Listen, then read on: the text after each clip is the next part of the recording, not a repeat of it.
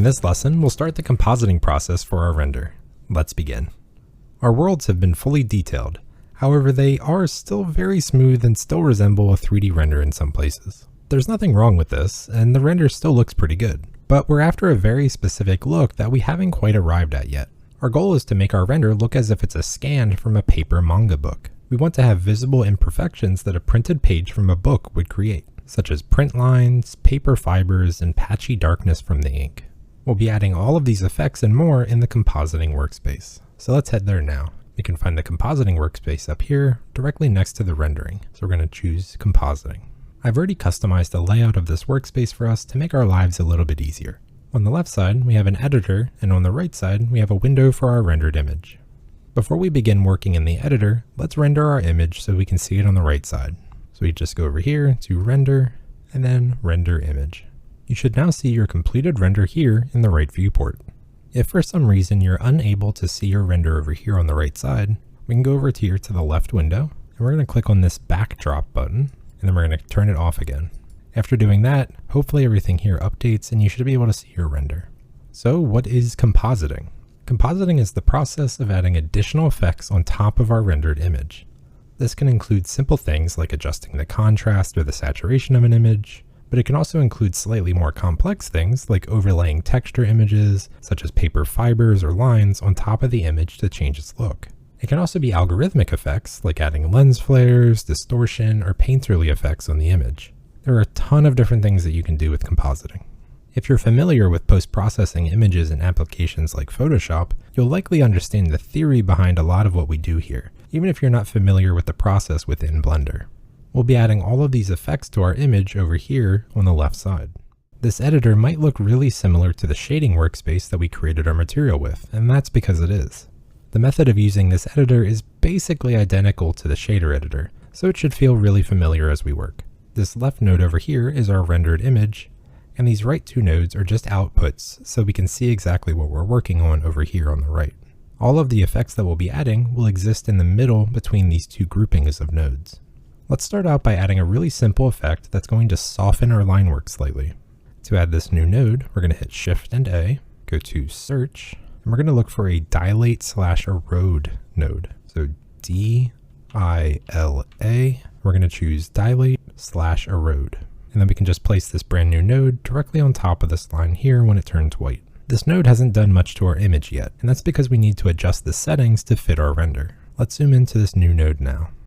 Our goal with this dilate/erode node is to soften the line work in our image. We want to make it look like the ink from our line work has bled into the paper a little bit and soften the edges. This might seem unintuitive, but a large part of our compositing efforts here will be actually making the image more imperfect, meaning that we want to break up the hard edges and perfect gradients present in the image right now to give it a more hand-drawn and less computer-generated look. This is the key to the manga effect that we're after. Before we make any adjustments to this node, let's find a spot on our image that's a good place to look for the effect. So again, let's zoom in down here to the bottom right on this pipe area with the ladder. Now we can begin adjusting these settings. So our first step here is going to be switching it from mode steps to feather instead. And then we're going to change the distance from 0. We're going to set it instead to 2 just by clicking this arrow here to the right twice. And we'll see after making these adjustments that these lines here have a slight blur to them. If we lowered this distance number, we'll see that this blur is a lot less. However, we're actually looking for this amount of blur, so we want to set it to 2. Let's discuss these settings quickly. So first, there are a few different modes that we could choose. However, we use the feather mode as it creates nice soft edges for the line work. The distance value simply changes the strength of this softening effect. Higher numbers mean softer images. We still want to have distinct lines, just a bit softer, so a value of 2 works nicely for this purpose. We can now see over here in this right viewport how this node has softened our image slightly. This has the effect of not only giving the lines a slight bleed, but it also helps make our hand-drawn details blend in better with the freestyle line work that we have along the edges. By running the entire image through this dilate/erode effect, we've made everything just a bit more harmonious and blended together. It's a lot harder now to tell what parts are from the material, what parts we hand drew, and what parts are from the freestyle line work. Okay, so that effect was pretty easy. Let's add something a little bit more complicated now. We're going to be overlaying 3 different images over our render to make it feel more papery and aged. Let's start with the first of these images now. On the left side over here, we're going to zoom out so we can see more of the nodes. And then we're going to be adding 5 brand new nodes for this effect. And we're going to be adding them from left to right. So the first one that we add, we're going to place over here, and then every new one we add, we'll just start placing further right. So let's hit Shift and A, go to Search, and then type in Image, I-M-A, and then choose Image. Place that here to the left. Shift and A, Search, type in Color. We're going to choose Color Ramp, found here on the third option. Place that next to it. Shift and A, Search. This time we're looking for Translate, so T-R-A-N, and then we can see Translate here as the second option. Next we want Transform, so Shift and A, Search, Transform, T-R-A-N. We're going to choose the first option here, Transform, and then lastly, Shift and A, Search, type in Mix, M-I-X, and we're going to choose Mix Color and place that here. Now let's get these nodes put into place and then connected. So first we can zoom out a little bit. We're going to drag select over all of these nodes here, move them a bit further to the left. Right around here should be fine. Now let's start connecting them together. So we're going to drag this mix node up here and place it on top of this line so it automatically connects. Then we can drag from image here on transform to the bottom socket here on the mix node. And then we're just going to be connecting from image to image on all of these. So image from translate to transform, from color ramp down to the translate, and then lastly from image to the factor down here at the bottom. Okay, so we have everything connected now. The render on the right side is turned black because we didn't add the correct texture image just yet. So first let's go over here to the image node here on the far left. We're going to click on this little white button here that looks like a folder. If we make this a little bit bigger, we can see here that it says open. So let's click on this open button. Now navigate to the textures folder that we downloaded at the very beginning of this class. Next, you're going to choose the paper_fibers image, and then go down here and click open image. Our next change will be to the mix color node. So we're going to zoom out here and then go over here to the right side, and we're going to adjust this mix color.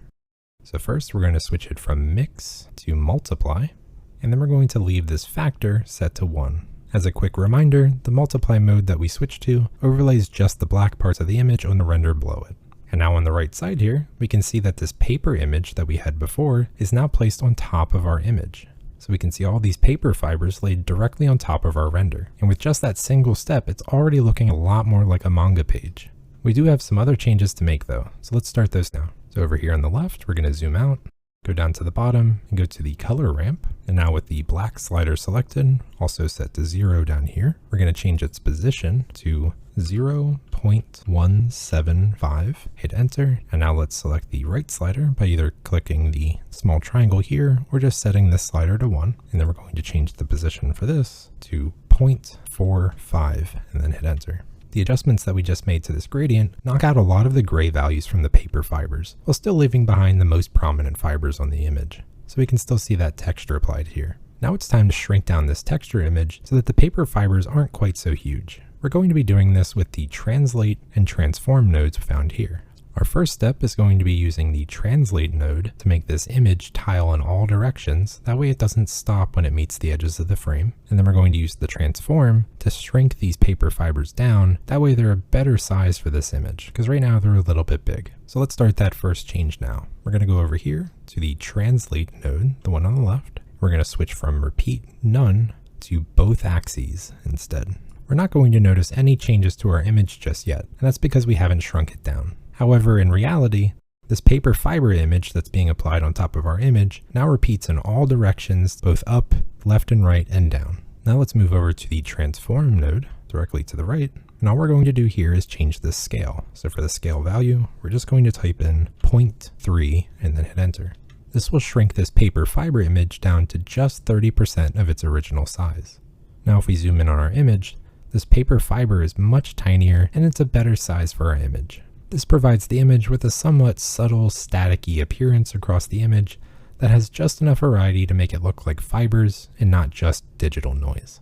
Just as a quick example to see what this translate node is doing, if we go back over here and switch it from both axes to none instead, we can now see that this paper fiber image only sits directly in the center of the image because we haven't told it to tile in all different directions and repeat. So if we switched it in this case, say to just Y, it would only repeat up and down, or if we did X, it would only go left and right. But for us, we wanted to have it set to both axes. That way it covers the entire image. Let's add one more image overlay before we end this lesson. This new overlay will largely be the same as the one we just added. However, it'll feature a few more nodes, so let's add those now. So first let's zoom out so we can see the whole system here. Then we're going to drag select over these right 3 nodes, so including this dilate one, we're going to move those over to the right. And now down here along the bottom, we're going to add brand new nodes, again from left to right. So let's add those now. Shift and A, search, image, IMA, choose image, place that down here to the left. Shift and A, color ramp, place that down here. Shift and A, search. This is one of the new ones, so we'll type in rotate, R-O-T, and then we can choose rotate. Place that next to the color ramp. Shift and A, search, mix, color, place that here. Shift and A, search, translate, place that here. Shift and A, search, transform. We'll choose transform this time. Place that to the right. And then one last node, Shift and A, search, mix. We're going to choose mix color and place that here to the right. With our new nodes added, let's get them in position and then we can connect them together. So first, we're just going to select all these nodes on the bottom here and move them to the left. And then we can take this mix node and we're going to start by just dragging this up here on top of this line so it automatically connects it. Now let's zoom in down here to the bottom. And again, we can reposition these nodes just to get them a little bit tighter here. And then we can connect them here from left to right. So let's zoom in. We're going to connect from image to factor. And then this one here is a little bit tricky. So first let's move these down. So we're going to select the image and the color ramp, drag select over those, move them down slightly. And now we're going to connect from the image socket on this color ramp up here to rotate. Then we'll connect from the image socket on the rotate to the top socket here for the image. And then again, we're going to go down here to the color ramp and we're going to go from this image socket to the bottom image socket on this mix node. So we're actually having 2 versions of this color ramp going to this mix node, one of which is being affected by this rotate. I'll explain this here in just a minute. For now, let's keep moving right. We're going to connect from the image socket here to the image on the translate, and then again from image on translate to the image on transform. I can spread these out a little bit to make some room. And then the very last step is to attach from the image socket on transform to the bottom socket here for image on this last mix node. Just like last time, this is going to turn black because we haven't attached this image yet. So let's get our image attached now. So we can go over here to this image node.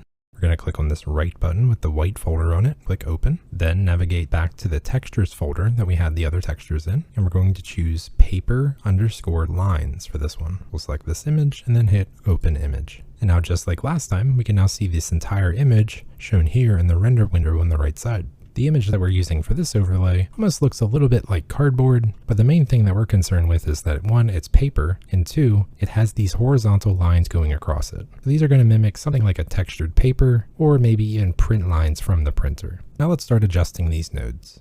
So first we're going to zoom out, we're going to go all the way over here to the right, and we're going to adjust this mix node. Let's zoom in on here. Just like last time, we're going to switch it from mix to multiply instead, and then we're going to leave the factor set to 1. Now we're able to see our render behind this image. Now let's zoom out, go down here to the bottom again, and we're going to adjust this color ramp. So with the black slider still selected, and it's set to 0 here so we know it's selecting the black, we can go to the position, and we're going to set this to 0.1, hit enter. Now we can select the right slider, the one on the right, and we're going to set this position to 0.3 and then hit enter. Just like the last time we adjusted a color ramp, we've removed a lot of the gray from the image and left behind just the major details, in this case these horizontal lines. Now let's zoom out, and then just for a moment we're going to skip this rotate node and go instead to this mix node. We need to adjust this mix node so that we can actually see what the rotate is doing. So first we're going to select this mix mode and switch it to multiply, and then again we'll just leave it set to factor 1. Now we're ready to adjust this rotate here on the left. So we'll notice before we make any changes here that these lines currently only go horizontal. We don't see any vertical lines really, at least not from the paper texture. However, if we go over here and switch this degree to 90 instead, we'll now see that we have vertical and horizontal lines. So we're getting a crisscross pattern here, almost like a waffle. By setting the rotation on this rotate node, we've rotated the second version of this image so that they cross over each other. This is the reason that we branched this. So we have one version of the regular image that's going directly into this mix node, and then we have that exact same image rotated by 90 degrees overlaying on top of the other one, which is what's giving us this crisscross pattern. Just like with the last image, we can go over here And now we need to adjust the repeat. So right now it's set to none. We're going to set it to both axes. And then for the scale, we'll go down here and we're going to type in 0.21 and then hit enter. We want this pattern a little bit tinier than the paper fiber. This smaller scale retains that same crisscross grid pattern that we saw before, but makes it a lot more subtle because it's so much smaller. I particularly like how much detail it adds to these large open areas of the wall that used to just be primarily white. This really gives this area here almost a concrete feeling now. And at this point, we're done with the first 2 image overlays, as well as this lesson. Hopefully by now, you're starting to appreciate how just a few simple overlays can really transform the image into something special. In the next lesson, we'll finish the compositing process for our render. I'll see you there.